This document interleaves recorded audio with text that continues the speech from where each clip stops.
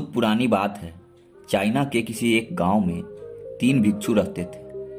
उनका नाम किसी को पता नहीं था, क्योंकि उन्होंने कभी अपने बारे में कुछ बताया ही नहीं। उन्होंने कभी किसी बात का जवाब नहीं दिया।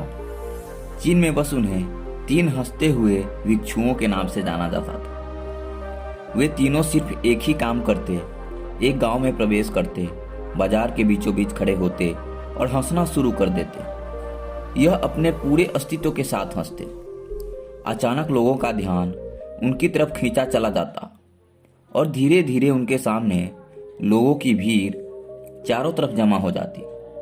वे इतनी एकाग्रता और संपूर्णता के साथ हंसते कि उनकी हंसी देखकर सारा गांव हंसने लग जाता। जब वह पूरा गांव हंसी के समुद्र में डूब जाता तो वे दूसरे गांव चले जाते। वे न तो कुछ बोलते थे, न ही कुछ उपदेश देते और ना ही कोई शिक्षा।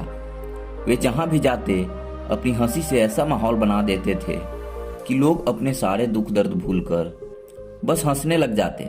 धीरे धीरे चाइना के लोग उन्हें बहुत प्यार करने लगे और वह पूरे चाइना में 3 लाफिंग मॉन्क के नाम से फेमस होते गए।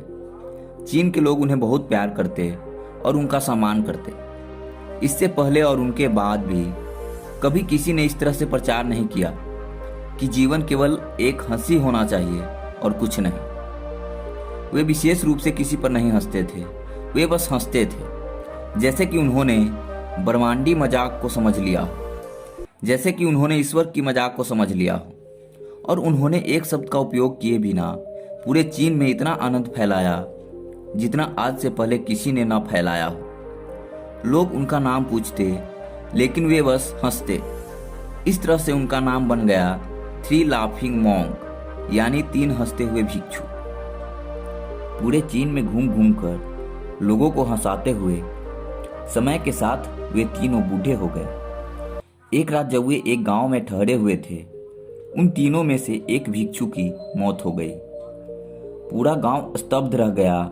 पूरा गांव बहुत ज्यादा उम्मीद कर रहा था, क्योंकि उन्हें लगता था कि जब उनमें से एक की मृत्यु होगी तो बाकी 2 भिक्षु बहुत रोएंगे, क्योंकि इससे पहले उन्होंने कभी भिक्षुओं को रोते हुए नहीं देखा था। जब सुबह हुई तो पूरा गांव इकट्ठा हुआ, लेकिन दोनों भिक्षु तीसरे की लाश के पास खड़े जोर जोर से हंस रहे थे। ऐसी हंसी जैसे उन्होंने आज से पहले कभी न हंसी हो। गांव के कुछ बड़े बुजुर्गों ने उन्हें समझाने की कोशिश की, यह आपका साथी था और इसकी मृत्यु पर आपको हंसना नहीं चाहिए। तब उस दिन पहली बार उन भिक्षुओं ने लोगों से बात की और कहा, हम हंस रहे हैं क्योंकि यह आदमी जीत गया है। हम हमेशा सोचते थे कि कौन मरेगा पहले, लेकिन इस आदमी ने पहले मरकर हमें हरा दिया। हम अपनी हार, इसकी जीत पर हंस रहे हैं। इसके अलावा ये कई वर्षों तक हमारे साथ रहा। हम एक साथ हंसे, हमने एक दूसरे की मौजूदगी, उपस्थिति का आनंद लिया।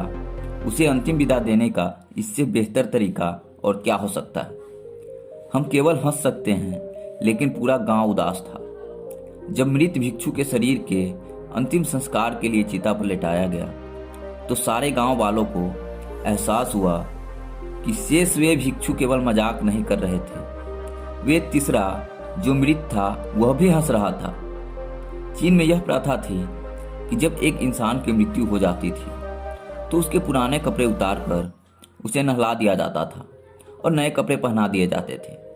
लेकिन मरने से पहले उस भिक्षु ने अपने साथियों से अपने कपड़े न बदलने के लिए कहा था। तीसरे भिक्षु ने कहा था, मुझे स्नान मत करवाना, क्योंकि मैं कभी अशुद्ध हुआ ही नहीं। मेरे जीवन में इतनी हंसी आई कि कोई अशुद्धता जमा ही नहीं हो सकती थी। मैंने कोई धूल जमा नहीं की है। हंसी हमेशा युवा और ताजा होती है, इसलिए मुझे नहलाकर मेरे कपड़े मत बदलना। जब उस तीसरे भिक्षु के शरीर पर आग लगाई गई, गांव वालों को पता चला कि उस भिक्षु ने मरने से पहले अपने कपड़ों में कुछ पुराने चीनी पटाखों को छुपा रखा था, जो आग लगने के बाद आसमान में फटकर रंग बिरंगे कलर में फैल गए। और यह देखकर एक बार पूरा गांव जोर जोर से हंसने लगा।